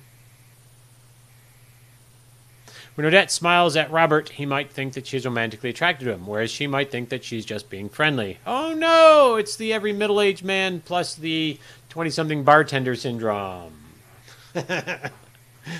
She's being nice. Well, that waitress is flirting with me. No, she's not. She's just trying to get a good tip. When Mike tells a joke about Polish people, he thinks he's being funny. Racism.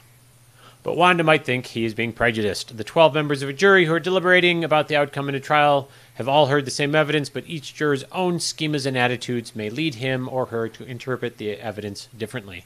The fact that different people interpret the same events differently makes life interesting, but it can sometimes lead to disagreement and conflict. Social psychologists study how people interpret the behavior of the world,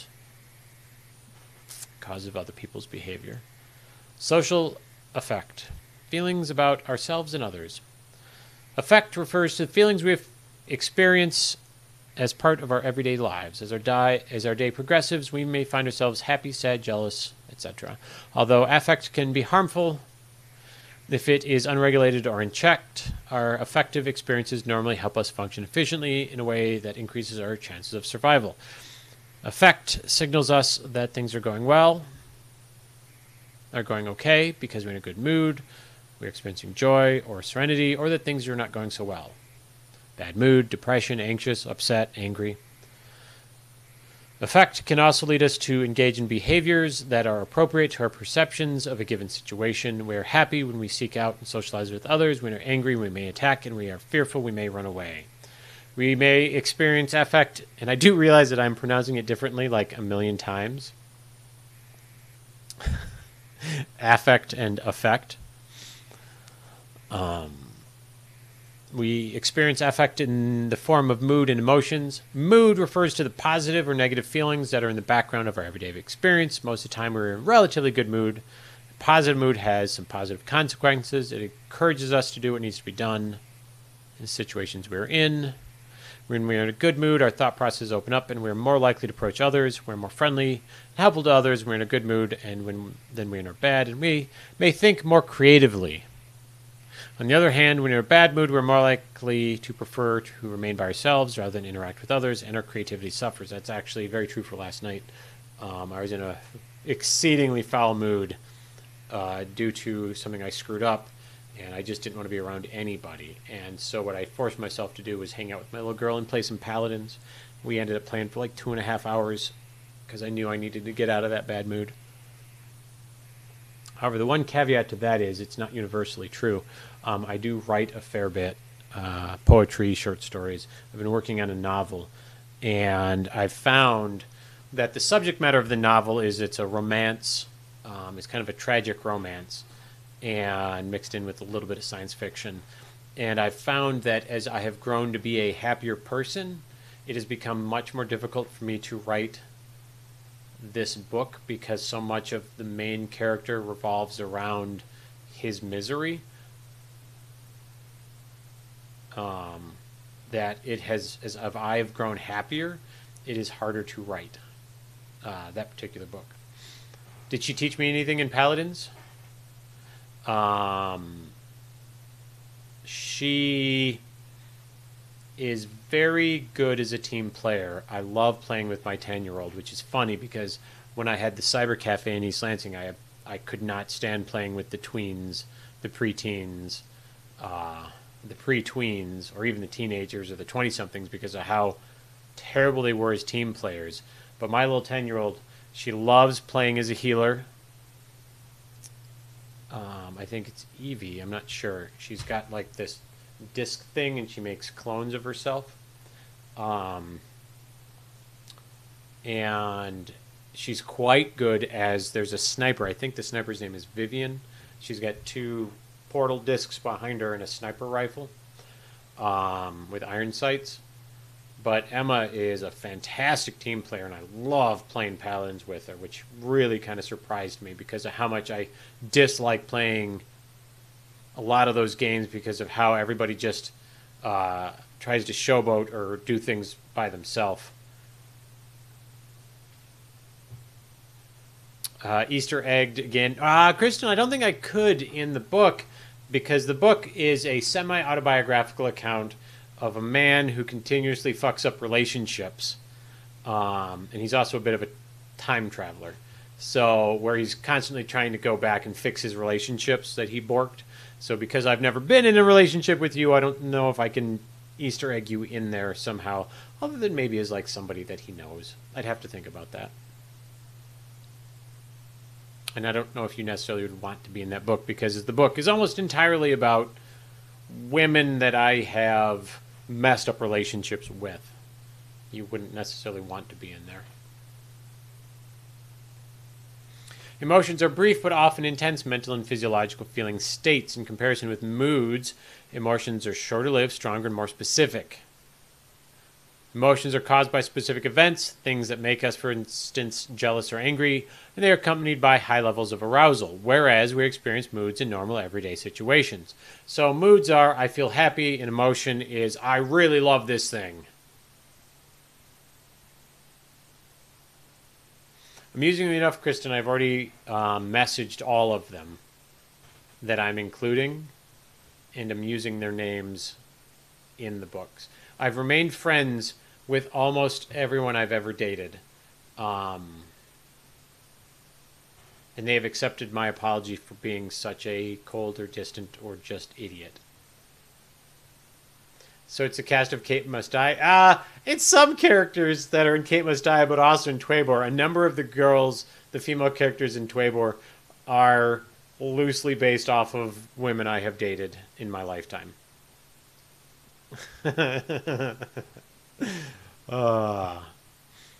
Zeb, I was thinking about you the other day when I was flying around in Kate Spikes and Bars. I found the artwork that your sons had put in. Now, I have apologized to every woman that I believe I've wronged. There's actually only 2 women, 3 that immediately come to mind that I've dated that were bad fits for the both of us. And so although I didn't stick around, I am not apologizing for leaving because they were not people that I felt I had done anything wrong to. It was just we didn't work. So going back, emotions are I'm happy, I'm sad. Moods are I'm happy, I'm sad. Emotions are I'm jealous, I'm angry. I love this thing. I'm in love.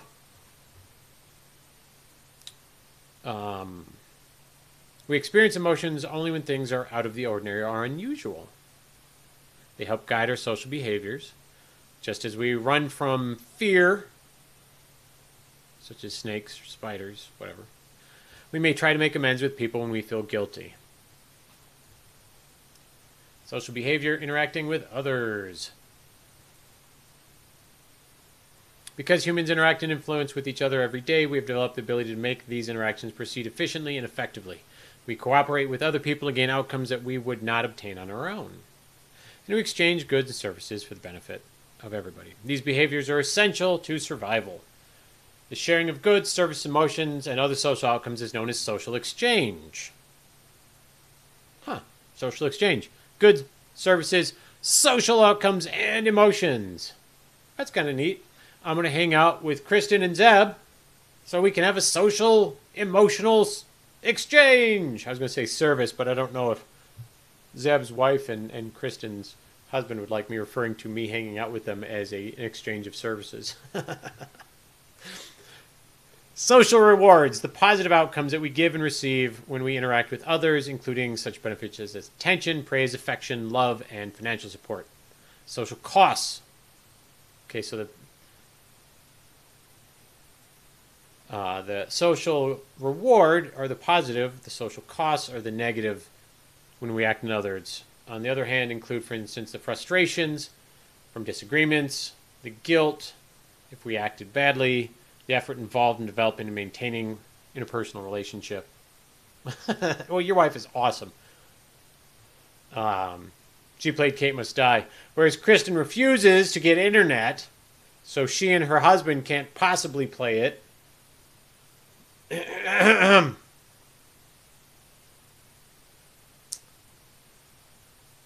Social costs. The emotional taxing of it. Imagine a first-year student at a college university who's trying to decide whether or not to pledge to a fraternity. It has costs in terms of dues that have to be paid, the need to make friends with each other, and to attend fraternity meetings and so forth. On the other hand, there are benefits, being in a group, friends, similar interests, social network. You could get a job from that, who knows? You have to weigh the costs and benefits, the value statement. People generally prefer to maximize their own outcomes by attempting to gain as many social rewards as possible and by attempting to minimize their social costs. Such behavior is consistent with the goal of protecting and enhancing the self. But although people do behave according to the goals of self-concern, these goals are tempered by other concern, the goals of respecting, accepting, and cooperating with others. As a result, social exchange is generally fair and equitable, at least in terms of the long run. I bet President Cheeto doesn't look at it that way. He's the deal maker. No, he's not. He's never made a good deal. He tells people that he has. But although people do behave, for example, imagine, for example, that I ask you to do a favor for me, and you do it. If I were only concerned with my own self-enhancement, I might simply accept the favor without any thought of paying you back. Yet both you and I would realize that you would most certainly expect me to be willing to do the same type of favor for you at some later time. Yeah, I'm going to have to reciprocate helping people move. Pat has helped me move. Although I did help Pat move. I don't know if you guys remember Pat. I don't know if he was ever on stream very much. But he helped me move into my new house, and I helped him move into his. Done with the moving. One of the outcomes of living together in small groups over thousands of years is that humans have learned to cooperate by giving benefits to those who are in need.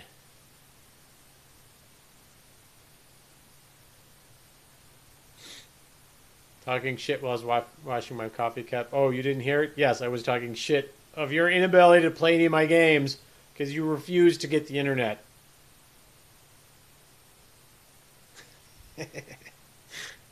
Knowing me is a definite social cost. Where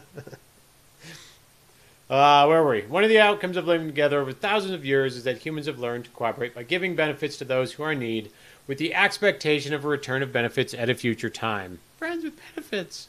Maybe not quite the same thing. This mutual and genuinely equitable exchange of benefits is known as reciprocal altruism. You help me, I'll help you. An individual who is temporarily sick or injured will benefit from the help that he or she might get from others during this time. And according to the principle of reciprocal altruism, other group members will be willing to give that help to the needy individual because they expect that similar help will be given to them should they need it. However, in order for the reciprocal altruism to work, people have to keep track of how benefits are exchanged to be sure that everyone plays by the rules. If one person starts to take benefits without paying them back, this violates the principle of reciprocity and should not be allowed to continue for very long. In fact, research has shown that people seem to be particularly good at detecting cheaters. I was just reading something about that. Was it monkeys? Wolves? I have to see if I can dig that back up. Are really good about birds. Or was it squirrels? It's some other animal that's really good at detecting cheaters in their social structure until they make up for it. Those who do not live up to their obligations in reciprocal altruism, and these individuals are judged extremely negatively.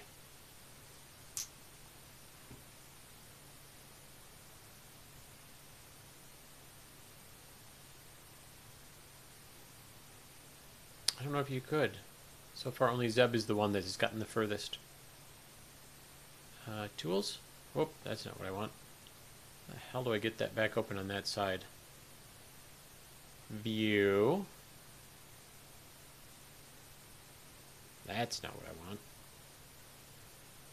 Somebody help me! I've hidden my toolbar. It does make you a very good QA'er. You were a fantastic QA. The hell did I lose my, Oh, there it is. The little gray sidebar.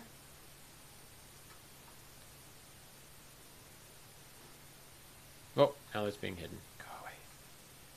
Key takeaways. We use affect, behavior, and cognition to help us successfully interact with others.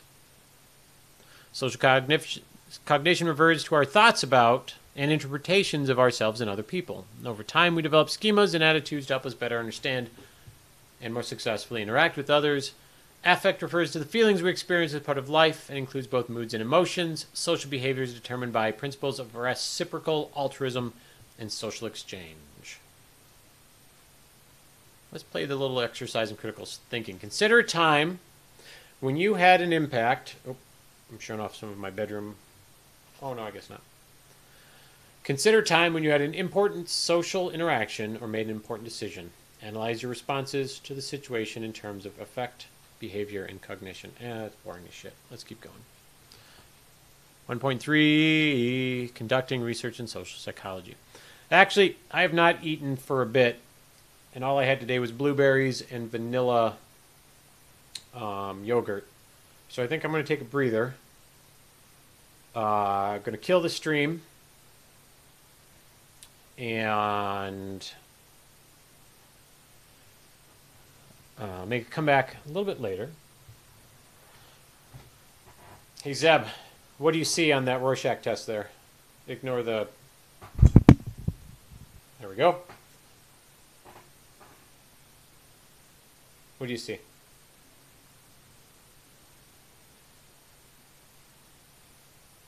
Zabukiel!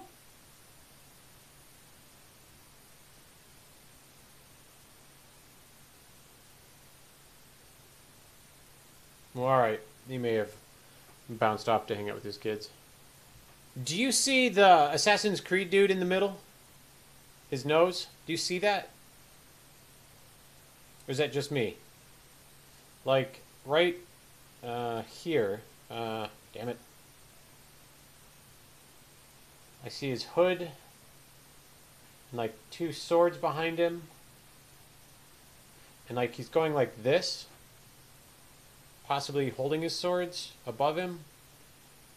And then his, like his skirt thing, and then his boots down there. To me it looks like the Assassin's Creed dude squatting. I saw a bunch at the... Now check this out. I'm going to switch this up.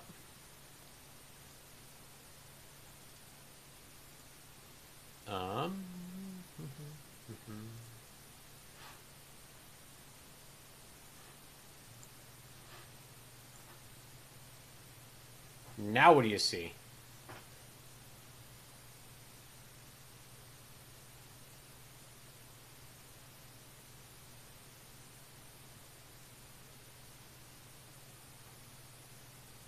We've come up with a couple of different things for it.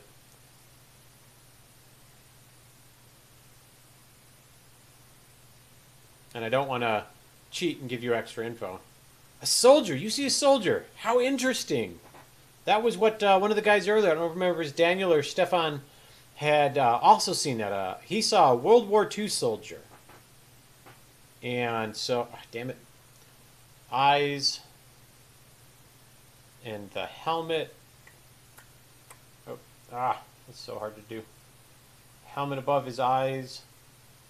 And then possibly we saw the nose and maybe a gas mask even further down. What I saw, until someone had said soldier, was a gorilla screaming.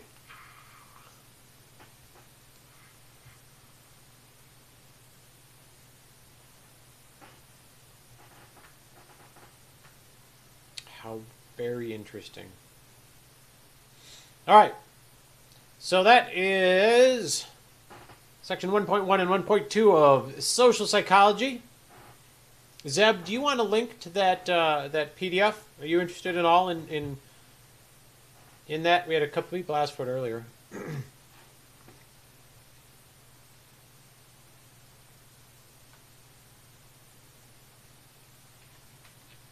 Yeah, I'll just pop it in there. It's the crow? Oh, yeah.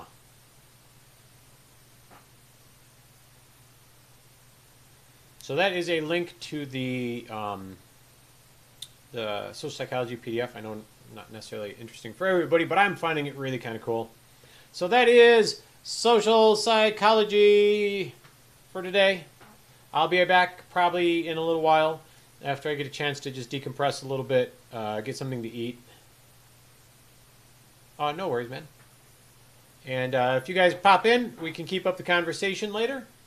If not, all of these are being saved in the YouTubes and the Mixer and the Twitch and the Facebook.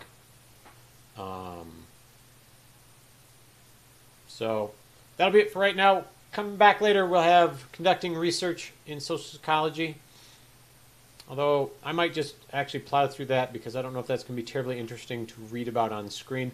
So I'll take a look into that on my printed version of this text. And we may skip to something a little bit meatier in it. But thanks for hanging out. I'll talk to you guys later.